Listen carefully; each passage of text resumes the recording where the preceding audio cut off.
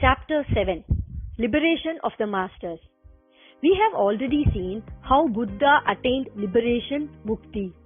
He attempted many meditative practices to attain the liberation. Because of those meditative practices, he underwent rare ecstatic experiences. But he could not sustain those experiences forever, as they were gone after some time. These experiences did not fetch him the solution that he was seeking. Shattered by this, he helplessly sat under a tree. What can he do with a shattered mind? Can one tie with a broken rope? He set his mind free as it wanted. It started functioning freely on its own. So far, one part of his mind had been struggling to regulate the total mind. Once it recognized its inability, that part of the mind abandoned its attempt. In that abandoned state, the mind transformed itself into something that had given up an attempt to swim against the current of the river. What will happen to us if we do not swim against the current of the river? Will the current stop as it is? Regardless of whether we swim or not, the river will continue to flow. When we stop swimming against the current, in that state, the river will merge with us in its flow. The moment we stop battling with the flow of the mind, we merge into the flow of our mind. As long as we try to regulate our mind and try to bring it under our control, our mind becomes a battlefield. Bondage is nothing but clinging on to the mind. Allowing our mind to flow is freedom.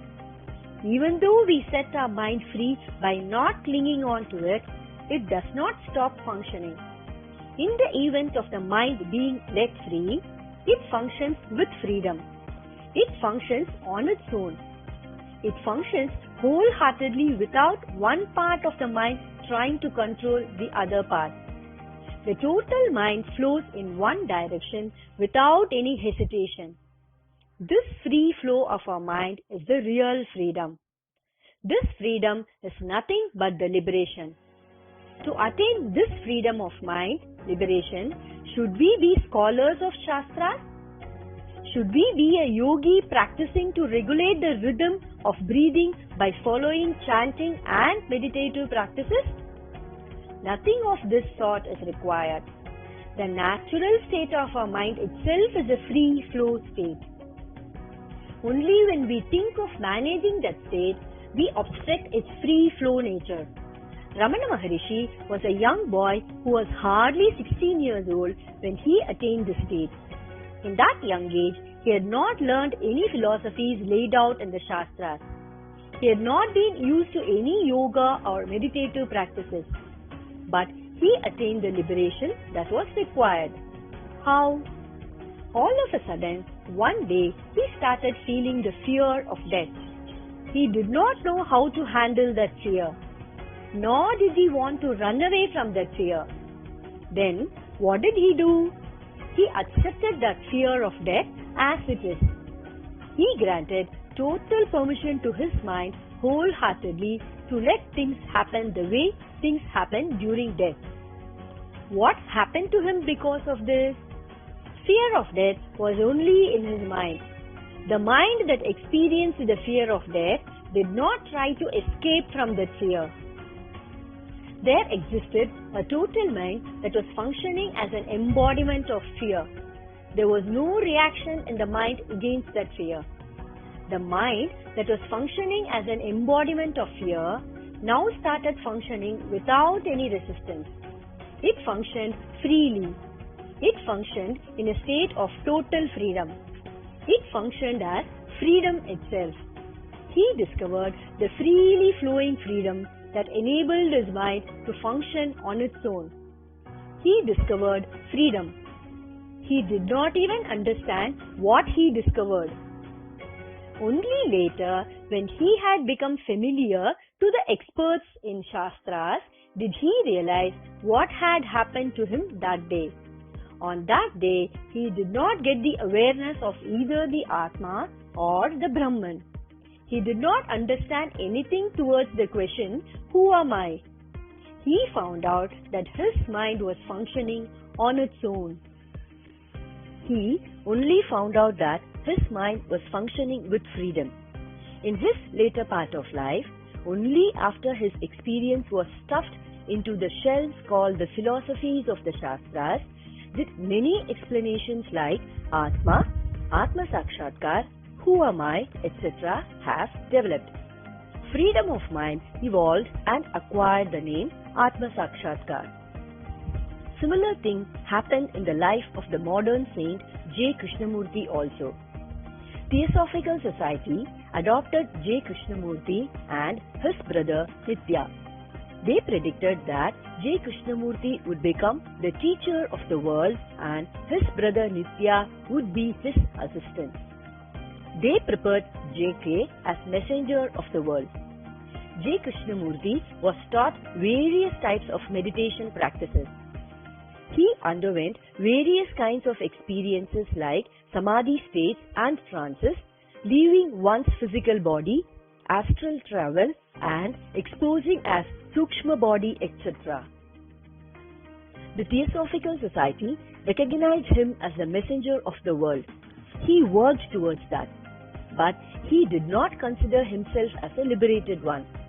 He was waiting for the experience of liberation. He did not even know how that experience of liberation would be. He was waiting. The prophecy was that J. Krishnamurti would emerge as Bodhisattva Maitreya, liberated master for the world to prosper, and he would offer his teachings. It was also announced that his brother Nitya would be one among his 12 head messengers. When his brother Nitya was ill and bedridden, J. Krishnamurti took care of him. During that time, Madam Annie Besant invited J.K. to attend a function in Chennai. She invited J.K. by saying that the divine powers had confirmed that they would not allow Nitya to die and that Nitya would be alive to carry out the work. J. Krishnamurti also believed the divine message. On 9th November 1925, J. Krishnamurti started his journey from Naples in a ship.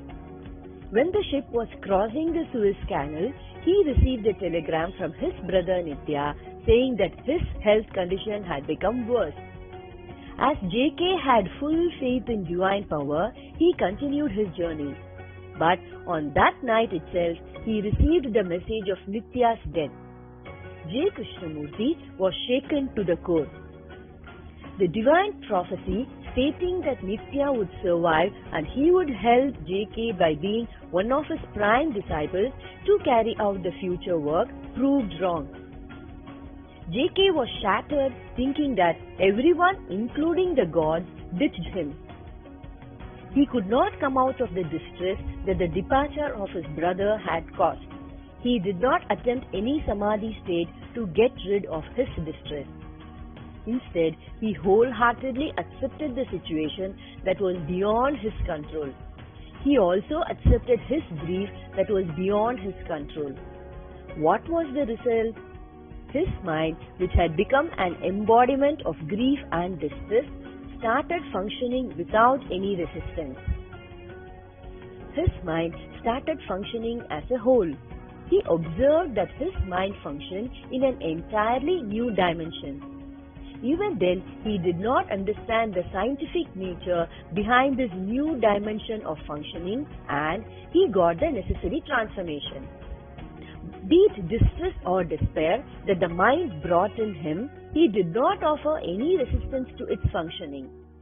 Then what? His mind has to function with complete liberation. He understood this liberation in his own way and expressed and published thus in a language that he knew. Now, I have understood how to cry. It is human nature. Life is really beautiful. There is happiness of truth. I understand with firm conviction that nature can never be disturbed by any external action. This eternal love is imperishable, unconquerable. Actually, he had not found out any such eternal and imperishable love. What he had found out was the liberation of his mind. he found out that the liberated mind was functioning in a different dimension. The natural and normal state of mind itself is liberation. In his words, he named this liberation as eternal love. Indeed, he underwent the same experience that all other enlightened masters had experienced. No part of the mind really fights against the mind. A wholesome, conflict-free mind that functions in liberation is mukti. Master Aurobindo narrates his experience like this. I continued to practice many kinds of meditations. I practiced pranayamas, breathing exercises. As a result of these, I got the ability to write poetry. I just do not know what the connection between pranayama and poetry is. Even then, that change happened in me. Actually, I was stuck without any improvement, as if I was repeatedly doing the same thing again and again. I never had the satisfaction of having attained that needed to be attained. So, I abandoned all my meditative practices. I had stopped doing anything for about a year. But all of a sudden, I felt a phenomenal change in me. I could not understand how and why it happened. But the change that had happened was real. During that time, I was not involving in any practices. Hence, I could not even guess why that change happened to me. I had a guru, master, at that time. I presumed that this change might have been the effect of his blessings and glory. I went to my master and inquired. He too inquired and understood the changes that happened in me. He said, "My son, even I have not attained the state that you have attained. Then how could I have blessed you with that experience? If so, how did I attain that state? I would not say that it had happened due to my effort because I was not doing any meditation and other practices for a year. Then how can I claim that I underwent that change because of my effort? Then what is the reason for this change? Who is the reason for this change? I can only say that the gods whom I pray, Lord Krishna and Parashakti, may be the reason behind the change." He concludes on his experience like this. What did really happen to him? He underwent the same experience that had happened to all other enlightened masters. There is no difference in that. At a stage when he did not know what to do further, he allowed his mind to function on its own. Even then, his mind has taken a year's time to flow, to function on its own. What did happen to Nisargadatta Maharaj? Nisargadatta Maharaj was practicing so many meditation techniques. He too had various kinds of experiences. He had visual glimpses of the divine energy. Still, he was persistently searching for something. He did not consider himself as a person who experienced the Absolute. His master taught him, "You are not an individual. You are the Absolute Reality. When I am the ultimate reality, what else do I search for?" He was thinking about this teaching for about 3 years. All of a sudden, one day, his search came to an end. He announced to the world that he attained liberation. What did happen to him? Until he was in search of something, he was operating his mind himself.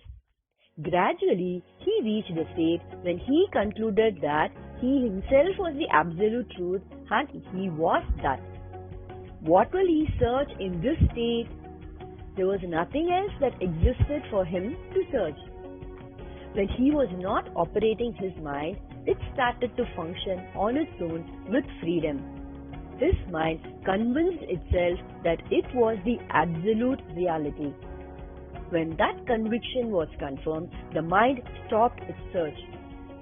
Just because it stopped its search, will the mind stop functioning? No, it was functioning, but it was functioning without any search. It functioned on its own in a liberated state. It functioned in liberation. He said to one of his disciples, You need to understand that all the experiences are illusions and you alone are the absolute reality. The disciple inquired, after you attained your self-realization, the enlightenment, the self-knowledge, did all the worldly experiences appear to you as illusions? Or did you get the enlightenment because all the worldly experiences appear to be illusory? Which one did happen first and which one second? Nisargadatta Maharaj thought for a while and said with determination that he attained self-realization first, the realization that I am the Absolute. Only later did he realize that all the worldly experiences are illusions. Self-realization happens first and then one understands that all the worldly experiences are illusions. He sequenced his experience like this. Did it happen to him in this order? As per his words, the self-realization that I am the Absolute seems to be of the highest state. As a result, he must have felt that all the worldly experiences are illusions. In fact, there does not exist any consciousness within us to feel and realize that I am the Absolute. For him also, only his mind had worked. His mind that was searching for something in the name of absolute reality held trust in the words of his Guru and has come to a conclusion that I am the Absolute, I am that. After concluding that I am the one that I have been searching for, his search ended. In a state where there was nothing to be attained or searched for, his mind had started functioning on its own. He has explained in his words how his mind functioned freely without getting stuck on anything. He described about liberation as a mindset that considers all the worldly experiences as illusory. How did he discover that I am the Absolute, I am that? How did he experience? Let us assume that we have kept milk in a glass bowl.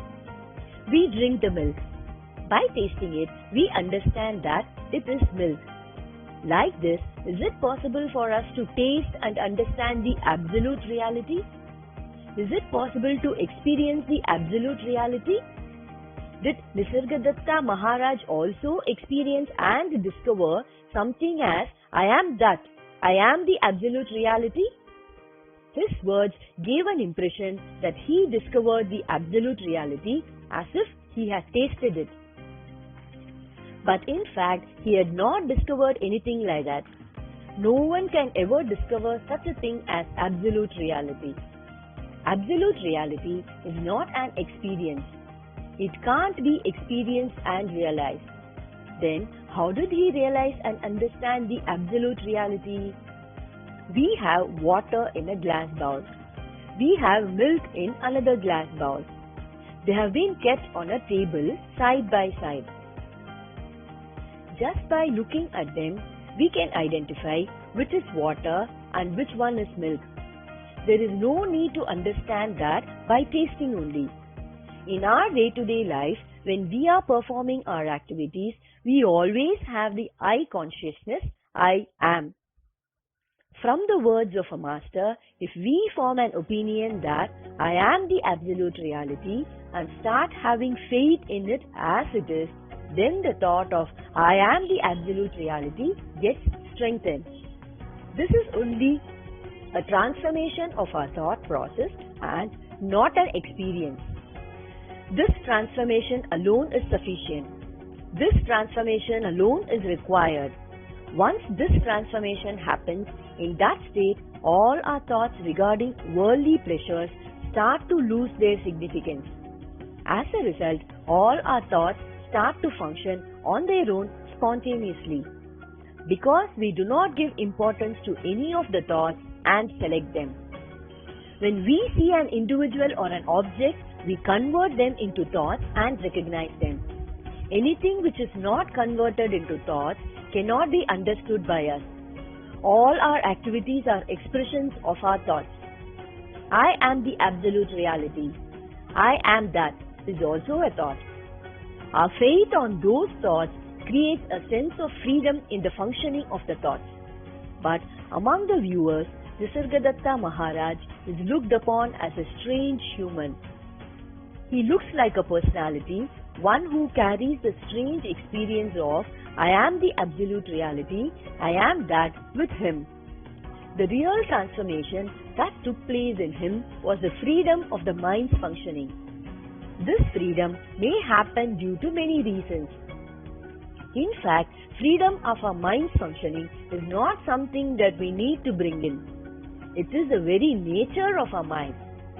Due to the change that had happened in our thought process, we stopped interfering in the freedom of our mind. As we do not select any part of our mind, the freedom of our mind is protected without any hindrances. The highest state that we need to attain is the liberated state of the mind, the free-flowing functioning of mind. That is the natural state of the mind too. We convert this natural state to a battlefield due to a wrong approach using our intellect. The real solution to all our problems is to understand the unnecessary function of our intellect. All the enlightened masters who attained this solution just encountered that accidentally. Many of them did not even know what they had attained and how they attained that. But what they had attained was true liberation. There is no doubt about it. When every one of them started explaining this understanding in their point of view, this natural thing got exaggerated.